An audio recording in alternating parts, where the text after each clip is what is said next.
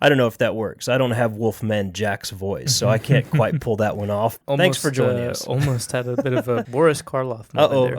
Okay. The Monster Guys podcast begins now.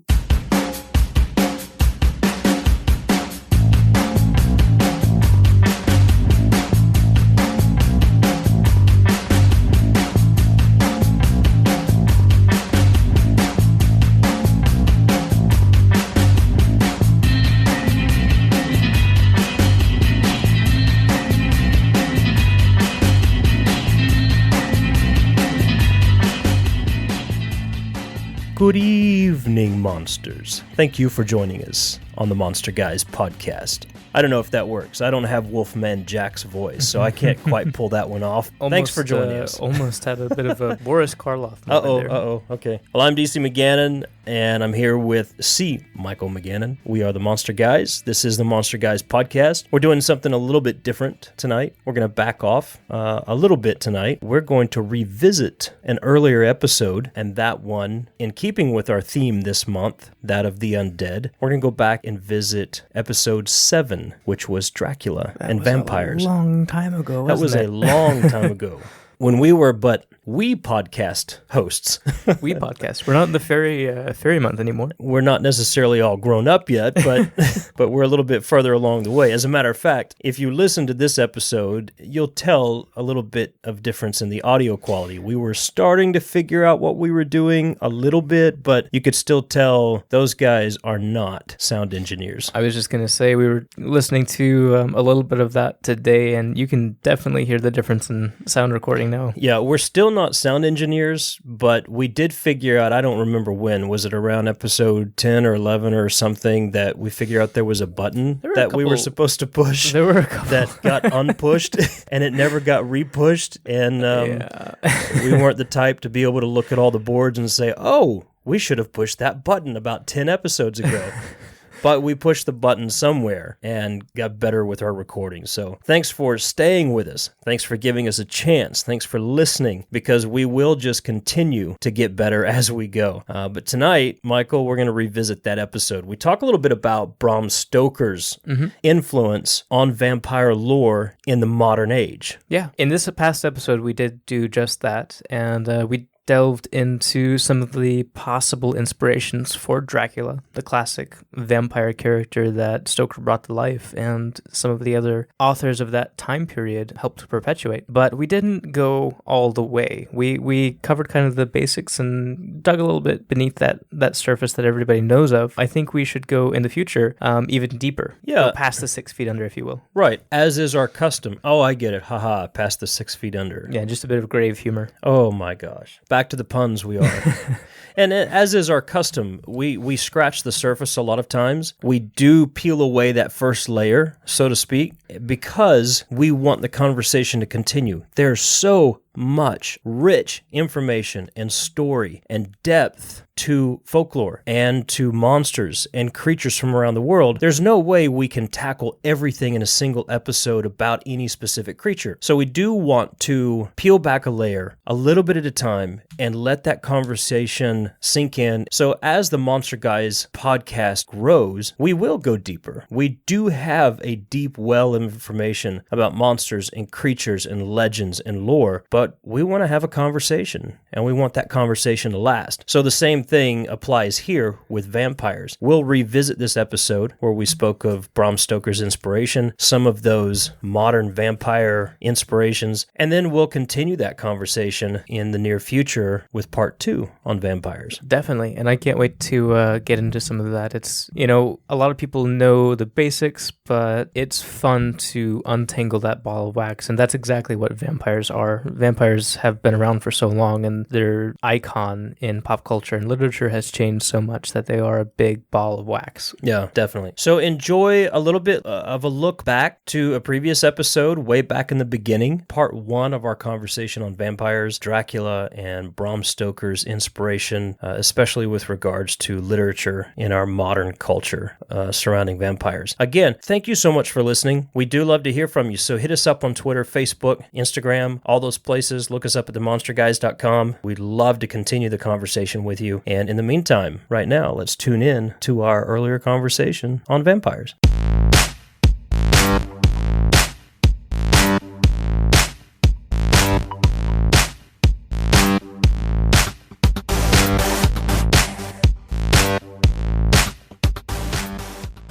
What we've discussed for tonight is, as a starting point, is the modern vampire. We're going to start with Bram Stoker's Dracula. I mean, where else, if we're talking about the modern icon that the word vampire has become, where else do you start but that whole count? Yeah, it's hard to find a better starting point than Bram Stoker and his literature and all the things that have been birthed from that story. So, well, I think it's important to point out that it's probably the most influential vampire character, but it's not the first, and it's not even the only one from that region that was written. Right, but again, he's so incredibly popular and recognizable. It's just a great piece of literature, and the influences that he drew upon for his vampire is just, it's very wide, and it's very fun to get into that. And of course, there's a great debate surrounding that, which is one of the things we're going to talk about tonight. Yeah, because I don't think a lot of people know about, there's the Hollywood idea of Dracula, that his stories came, or his inspiration came from,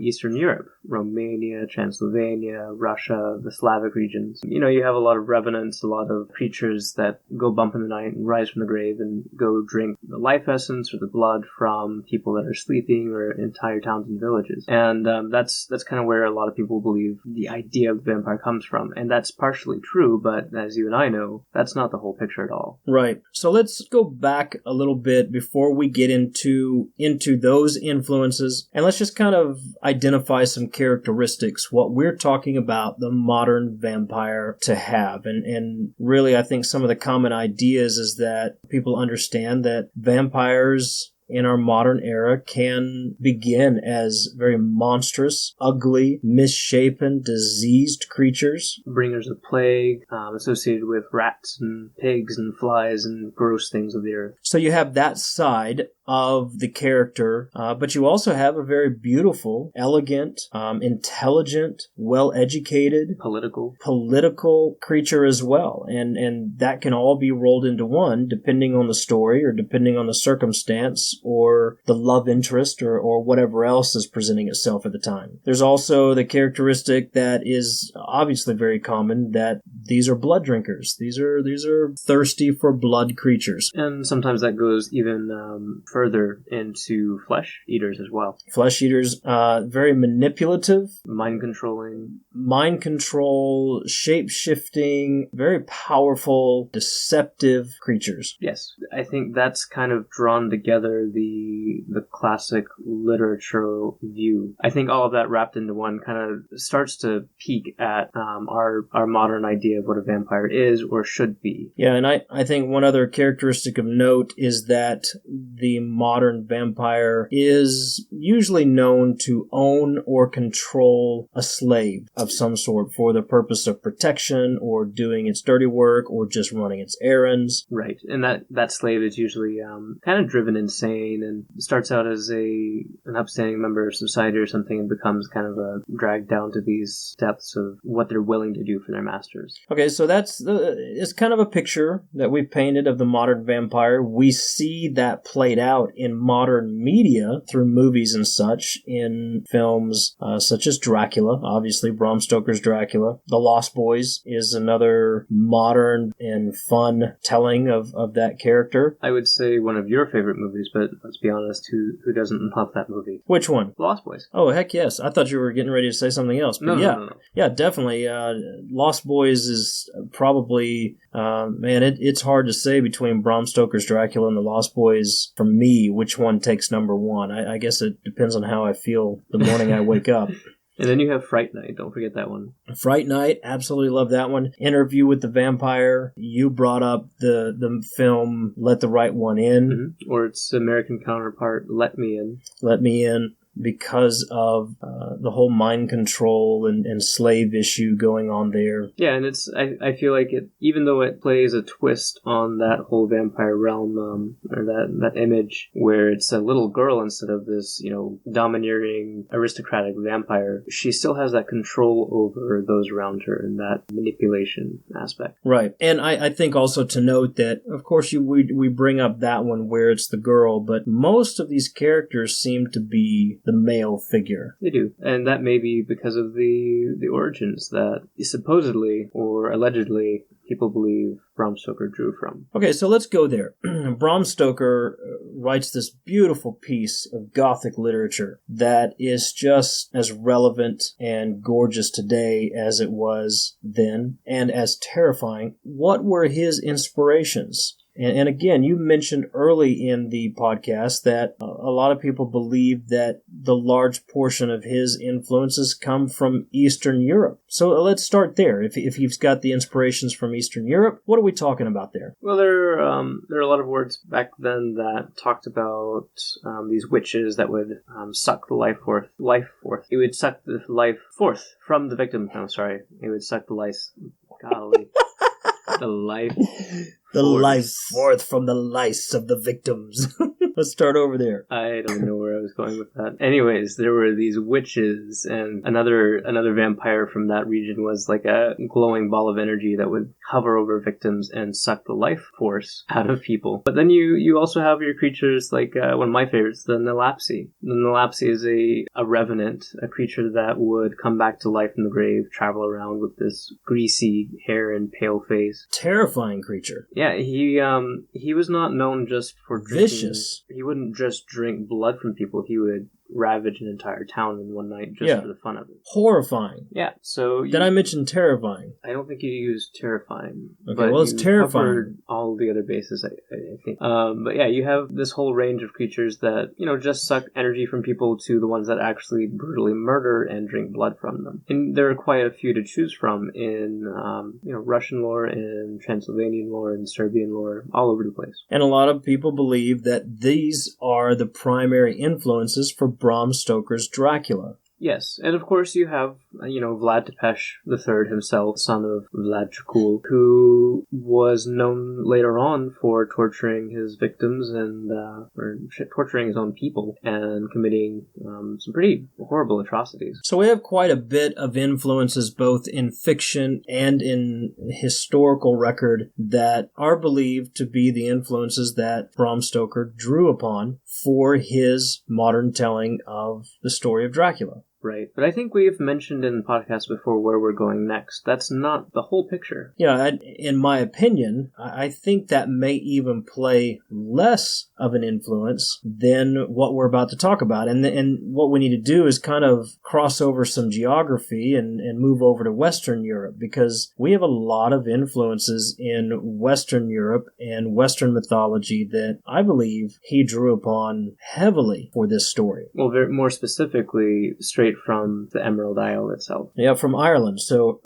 talk about the Leanne and She is one of those influences from Irish mythology. Well, it's important to remember that Bram Stoker himself was an Irishman, and so a lot of the legends that he used to combine with the other stories that he had heard of were, again, the Leanne and She, the Bavan She, and a lot of other Irish fairies that do drink blood. But the Leanne and She specifically is a muse, and that's not the first thing you think of when you think of a vampire, but she was a spirit who would visit young men, specifically poets and artists, and she would inspire them, but she would also take some of their life force away from them in the process. So what you have is a bunch of poets and brilliant young artists who basically go out in a flash. They have these brilliant pieces of work and then they're dead. Well, Michael, I have a muse tonight with me. It's a very elegant muse. It's contained within this glass. I'm looking at it. You're looking at it, and it's a honey wine,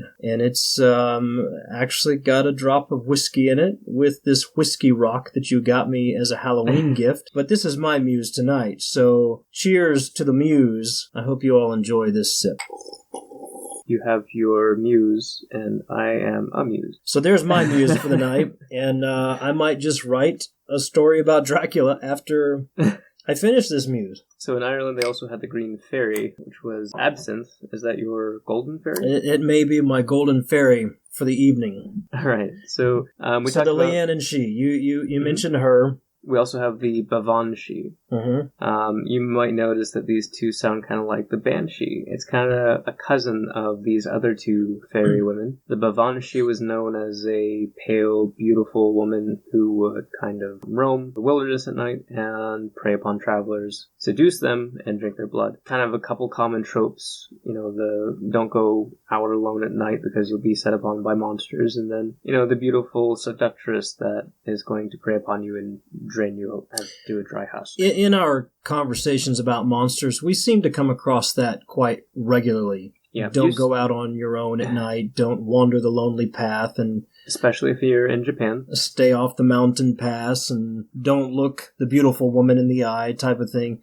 We seem to cross that path quite a bit. What we're saying, guys, is that you just stay home. Yeah, stay home. Watch Netflix or something. Drink whiskey. I don't even know about watching it. Just pour yourself a drink, have a nice meal. Read a book. Read Bram Stoker's Dracula again. Look out the window, unless you're me, and then cover up all the windows. So anyway, we've got the Leanne and she, the Bavanshi. You mentioned that they're kind of cousins to the Banshee. These are all Irish legends, still play a very real part in the culture today even. But yeah, and it's important to note that these are beautiful creatures, and I think that's where we get the whole idea of vampires being beautiful creatures, inspiring. Yeah, absolutely. They're beautiful, seductive, intelligent. These are not just dumb beasts that are roaming around looking for prey and everything. These are deceptive, manipulative creatures, but can also be very pleasant and enjoyable in their presence. But I think that's part of the lure and part of the deception. Bite into you, but yeah. Yeah, we've got them. We also have the story of the Dare-Do from Ireland. Yep. And tell us that story, because that's one of my favorite. I love to hear that story. A young girl falls in love with a farmer, but her father marries her off to a chieftain for, financial gain. Dumbass. And so, unfortunately... You're going to get what's coming to you for that one, buddy. This chieftain was very abusive. He locked her into a tower, physically abused her, and then starved her to death. Jerk. Well, I mean, they both get what's coming to them. But basically this... You get what's coming to you, buddy. This girl, who is the beauty of the entire town, is sadly wasted away in the top of a tower. She's buried, and she rises again. Here it comes. She visits her father first, and literally sucks the air out of him. I think sucks the air out of his lungs or something. And his life force. Yes. And then she goes to the chieftain, the abusive chieftain, and she's not so kind to him. She actually just ravages him from head to toe and eats him, basically. I told you, get what's coming to you, buddy. Jerk. And then she goes... Moral of the story, guys, stay home, pour yourself a drink, eat a meal, watch a movie, don't be a jerk. And here's where the story gets interesting. It is now said that she rises once a year from her grave to drink blood. But if you place a stone over her grave, or pile a bunch of stones over her grave, it keeps her down for that year. If you read Bram Stoker's Dracula, watch the film, you're going to see a lot of influence from those stories, from those legends. You're beautiful bloodsuckers that often are very passionate and very enticing. And the argument is pretty substantial that a lot of his influence came from Western Europe. I mean, a couple of points to make is that he never, to our knowledge or to history's recording, actually visited Romania or any of the Eastern European locations. Maybe had conversations with people or just knew from being educated that those things existed and heard the stories. But he actually, like you said, he was an Irishman, so he was very close to those mythologies. Yeah, and a lot of those stories were circulating in his day and age. The novel Carmilla had been written not too long before that, and I think that played a little bit into his character of Dracula. There's also a story of his friend, I believe his name was Henry, an actor who was known for wearing a cape on stage and yelling at people in the theater. A very interesting, eccentric fellow, I guess. Both from the standpoint of the stories themselves and from his... Just his life, really. Just his life and his proximity to those stories. I see a heavier influence from the Western European legends and mythologies in his creation of Dracula. But, there's a lot of really smart people debating this for a very long time. Yeah, there are hardcore people on both sides of the argument. One lady went so far as to say that there were no stories of vampires vampires in the Romanian region until about 10 or 20 years ago, and I don't think that I agree with that. Yeah, I wouldn't agree with that. I mean, that is pretty hardcore, but people will go to a lot of lengths to prove their point. Right. It just goes to show that there are two very different sides of the coin. Moving on, we have another story of influence that is very interesting because it's kind of steeped in legend, but possibly, we believe, could be drawn from an actual historical figure. Not completely sure because the record is a little muddy, but there seems to be a person out of which a legend grew and the legend just kind of took over. You're talking about Abertach. Abertach. Abertach was a 5th century chieftain, as the legend goes, and like you were saying earlier, there is one very old source that states this as history, but given some of the events later on in this story, it's likely more that is just legend. And he was a jerk, too. Yeah, he was a jerk. There's a lot of these chieftains that were jerks back then. He was a cruel warlord, basically. And he was a dwarf. Said to be a dwarf. This is what I talked about in the beginning of the episode, and you didn't want me to spoil it. Well, yeah, it's an important part. So we have this cruel dwarf warlord, Abertach, who's said to be a sorcerer, a magician, and a blood drinker. Okay, pretty potent mix there. Mm-hmm. This dude demanded you call a lot of these monsters dudes. I wonder how they would take to that if you called that to them to their face. They probably would try to suck my blood or something, but I'm okay. I would stand up for you. I think we have enough wards around the house. I would, yeah, but I would still... I'd throw some ninja pirate stuff at them. That's good, because I'd probably be hiding. I'd put on my best ninja costume and swashbuckling shoes along with it, and we'd have our day. I guess I just need to throw a bear pelt on top of you at that point. Exactly. I'd go all kinds of crazy. Dracula come in our house. Who invited him? Well, that's right. We'd have to invite him first. Does that go for the older Irish fairies? I don't know. I don't think it does. I don't think it does. Regardless, even if he was staying at the doorway, I would poke at his eyeballs with my pirate ninja sword from inside the house. Well, there's an old story. All you have to do is throw a colander out on your front porch and it'll distract the vampire. True, very true. Okay, so Abertach, this warlord chieftain that really treated his people badly. Yeah, he terrorized his people. He drank the blood of it. He demanded blood of his people, I should say. Yeah, drank from their wrists. Yes. Well, obviously, they got tired of him, you can't be a ruler and get away with that for very long. I mean, I guess you can, but he didn't. The people in his region actually hired out another warlord to come and take over them. Another jerk. And kill Abertach. So this warlord comes in and, he kills Abertach, and because Abertach is a chieftain, because of his position, they do him one last honor and bury him in his grave standing upright. And that's an important part. That is, because Abertach actually comes back from the grave and gets out of his grave. Yep. And so Time number one. He comes out of the grave, standing up. Very convenient for him just to step out. Yeah, I was going to say, it's just like, reach up, pull yourself out. You don't have to dig through all the earth, I guess. But, he comes back and he starts demanding blood again, and he starts terrorizing the people of his country. Excuse me while I have a conversation with my muse. The Golden Fairy. That's quite yummy. Okay, I'm inspired again. So night number 1 happens, and the warlord comes and kills Abertach again. Once again, they buried the guy. Well, can you guess what happens next? He steps out of the grave. He does. And number 2. They kill him again and bury him again. I think at this point, you kind of learn that something is up. Well, the warlord did. Abertach rose from the grave again, and the warlord got tired of it. Wait a second. Time number 3. The warlord got tired of it, and he went to consult with a druid on how to keep this little dude down. Yeah, okay, here you go, Michael. He goes and consults with a druid, but some stories say that he went and consulted with a Christian. Yes. I don't know if it was a priest or just a Christian of the your time. everyday beach-walking Christian. I don't know. In Ireland.